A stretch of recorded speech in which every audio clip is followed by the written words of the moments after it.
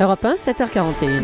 Les points de vue sur l'actualité, c'est maintenant sur Europe 1. Le point de vue tranchant et tranché de Caroline Roux, l'édito politique d'Europe 1 Matin. Bonjour Caroline. Bonjour Bruce, bonjour Julie, bonjour à tous. Finalement, les Alsaciens ont rejeté la fusion des collectivités. Le Bas-Rhin a dit oui, mais ce n'est pas suffisamment mobilisé. Et le Haut-Rhin a dit non.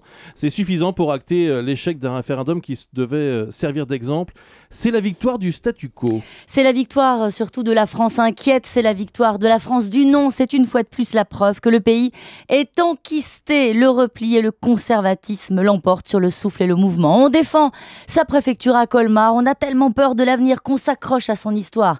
On habite Mulhouse et on a peur de Strasbourg. Ce référendum, c'était une opportunité pour la France d'en bas d'envoyer un message de réforme à la France d'en haut. L'occasion de dépoussiérer une organisation territoriale épaisse, illisible dans la répartition des compétences et lourde dans son fonctionnement. C'était l'occasion de montrer qu'on pouvait faire 20 millions d'économies par an sur le budget de 3 collectivités. Raté, l'Alsace garde un conseil régional, 2 départements, 2 préfectures et 11 sous-préfectures. C'est sans doute le climat ambiant qui a pesé sur le vote. Sur l'abstention, certainement, il est difficile de mobiliser pour une réforme institutionnelle quand le sujet au quotidien, c'est de savoir si vous allez perdre votre emploi ou si vous allez pouvoir payer votre loyer. Le moment démocratique n'a pas résisté au dépit et à la résignation face au spectacle des affaires. Le cocktail crise économique, crise politique et sans surprise favorable aux forces de la contestation. FN et Front de gauche, une nouvelle fois, main dans la main du côté du non. C'est enfin une douche froide pour l'UMP qui voulait faire de la seule région qu'elle conduit un moteur de la réforme, un laboratoire du changement. Alors tout ça arrive au moment où certains demandent un référendum sur la moralisation de la vie politique.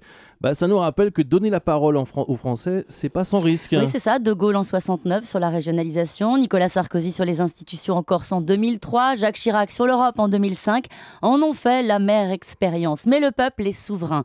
Et dans un moment où la France se demande comment tout cela va se finir, il ne fallait pas s'attendre à un moment de démocratie apaisée.